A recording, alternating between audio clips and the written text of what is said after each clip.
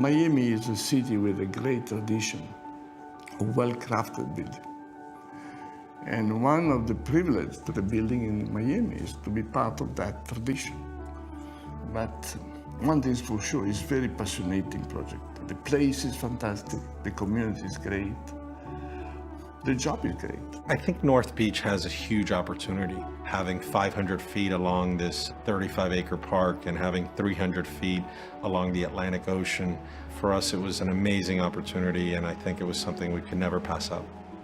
I was there a few months ago. I was sitting on the beach. When you sit on the beach, you're in the middle of nowhere.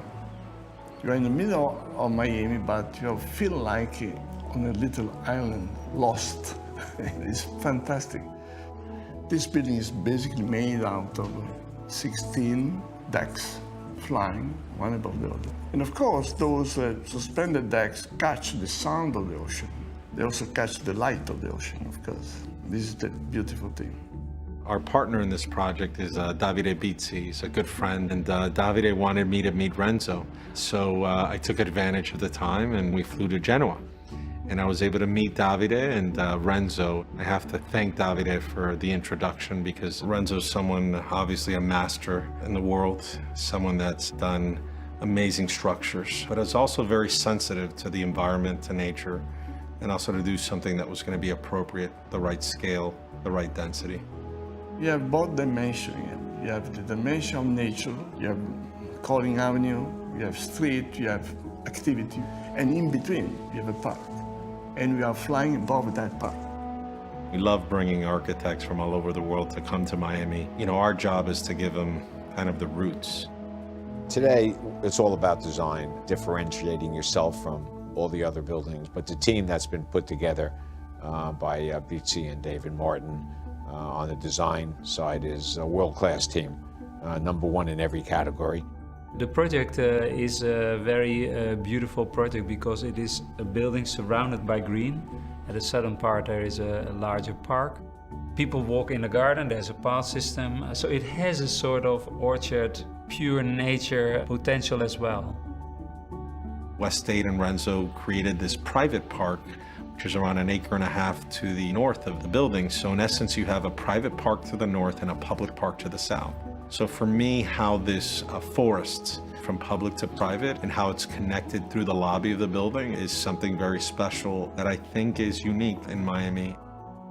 I believe when you combine great architecture with astonishing landscape design, the achievements are unique. Sometimes, it's not always the case, but a good design is an almost no design. Here, the context was really the center point. What we try to do is to go to the essential. You are part of the landscape. How can we be more and more in relation with the outside? The materiality of the project was inspired by elements we find locally, simply designed, looking for almost kind of purity. Craftsmanship is one of the essential qualities of architecture. Because, you know, the quality of architecture, of course, is about poetry, is about the beauty, but it's also about construction. A good building is also well done. So we want to go back to this old tradition to make building in a very detailed way. The language we want to use, the language of lightness, this sense of a lack of gravity in some way. I know that it's a bit mad, but fighting against gravity is mad. But it's quite interesting, because it gives you something that has a kind of a poetic presence. It's not arrogant, it's not possessive, it's not selfish. It's something that is more open. We tend to know what people want because we work with buyers all the time, and we're building a project where we know that is going to sell very well because we're building something that people want to live in. I don't think I've ever seen a building that had terraces as a proportion to the building as large. The living space in this building is a combination of interior space and exterior space. And the way we've done it is the outside becomes part of the inside. It becomes one. So I think that everyone is going to be very impressed with what we've accomplished. Miami right now is going through a cultural kind of renaissance. And for us, Renzo was someone that we felt was going to be able to add a lot of value to this property. It's really the last piece of Miami Beach that really is going to now have some new life and new energy.